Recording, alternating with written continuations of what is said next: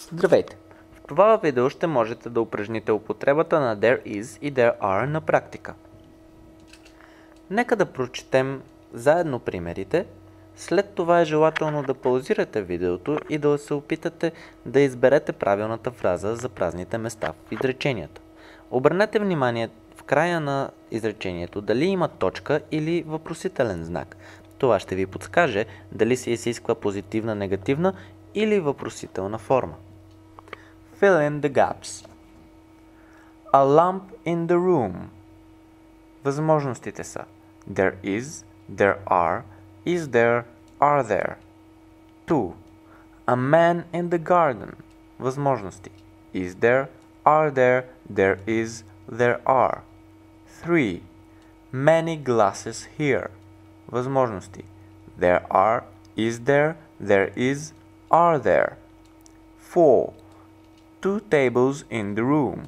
Възможности is there is, there are.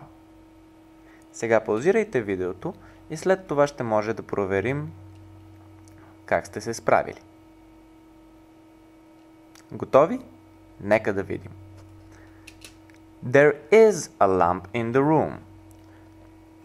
В единствено число трябва да се спрегне спомагателният глагол to be спрямо това, за което описва. There is, има лампа. Една лампа. И точката освен това показва, че се изисква позитивна форма, тъй като нямате негативна форма като вариант. Следващото. Is there a man in the garden? Въпросителната форма е заради въпросителният знак. Това очевидно трябва да бъде въпрос, затова трябва да се размени there и is и по този начин да се образува въпросителната форма на there is. Става има ли човек в градината? Не is е, а не are, защото a man е в единствено число. Следователно трябва да бъде is. Трето. There are many glasses here. Има много чаши тук. There are е позитивна форма, защото имаме точка. Many glasses е множествено число, следователно to be трябва да бъде спрегнато в множествено число. There are many glasses here. 4.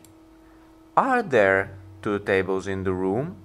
Имаме въпросителен знак, следователно трябва да бъде във въпросителна форма. Two tables е множествено число, следователно трябва да бъде и to be спрегнато в множествено число. Нека да продължим нататък. По същият начин. Прочитаме упражненията, паузирате, опитвате се сами да изберете правилната фраза и след това ще ги проверим. Carol, any coffee in the cup? Възможностите са are there, is there are, there is. 6. Mom, water in the glass? Are there is there are. 7. Are there Italians in Spain? Yes. There are, there is, are there, is there. 8.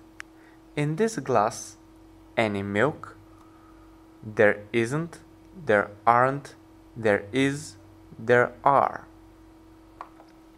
Така. Паузирайте видеото и се опитайте сами да направите упражнението.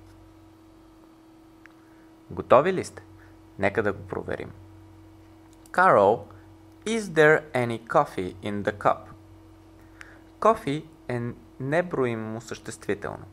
Затова се използва any като за множествено число за броимите, обаче is there с единствено число спомагателният глагол. Когато имаме неброими, винаги спомагателният глагол се впряга в единствено число. Carol, is there coffee in the cup? Carol, има ли кафе в чашата? Шесто. Mom, is there water in the glass? По същият начин. Въпросителната форма заради въпросителният знак. Is there water? Също вода е неброимо. Следователно трябва да бъде в единствено число to be глаголът. Mom, is there water in the glass? Мамо, има ли вода в чашата? 7. Are there Italians in Spain? Yes, there are. Има ли италианци в Испания? Да, има. Краткият отговор в позитивна форма е Yes, there are. 8. In this glass, any milk. In this glass, there isn't any milk. Когато имаме негативна форма, използваме any. Следователно трябва да е there isn't в негативна форма. Ако беше позитивна, щеше да бъде there is some milk, а не any. Any е никакво или някакво във въпросителна форма. Some е малко. Така. Нека да продължим нататък. Fill in the gaps. По същият начин. Ще прочетем всичките примери. Вие ги решавате, проверяваме ги. There is this morning many children in the park. Възможности. There is, are there, is there, there are. 10. Susan, many cups at home. There is, are there are, is there. 11. Are there 4 rooms in the house? No. 5. There are, there is, are there, is there. 12. Susan, are there many cups on the table? 2. There is, are there, is there, there are.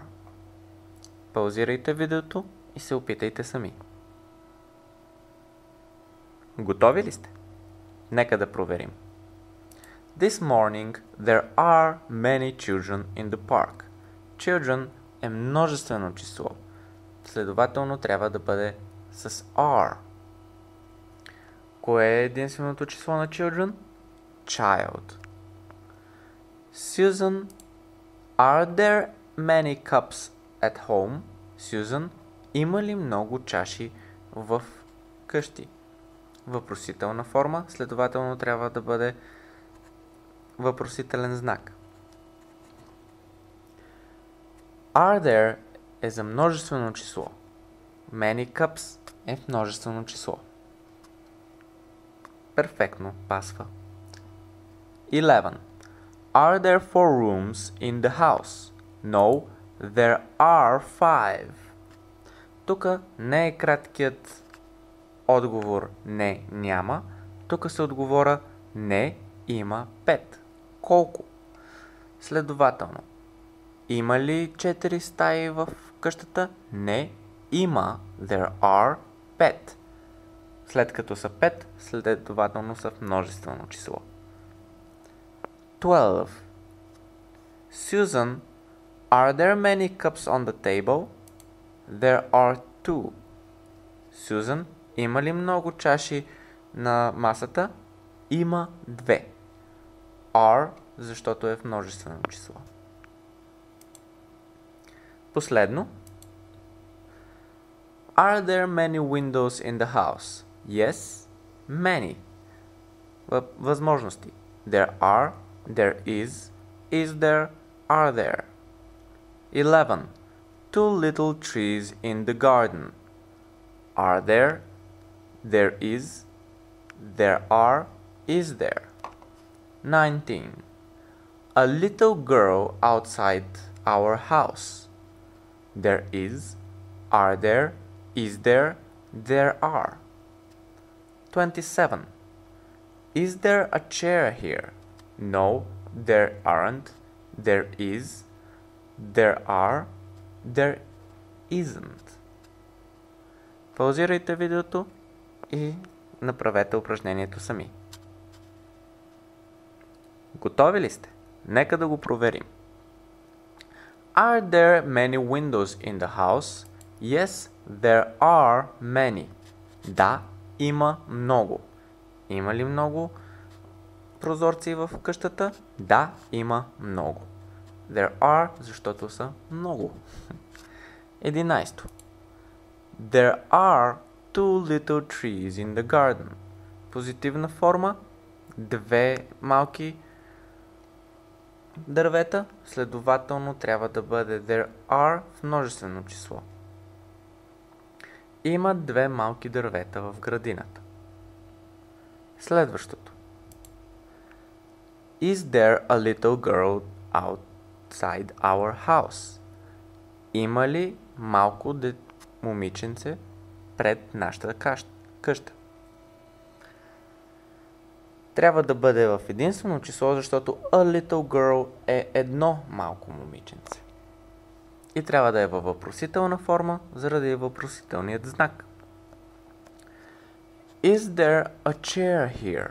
No, there isn't. Негативният отговор с no завършва на there isn't. Не, няма. Има ли стол тук? Не, няма.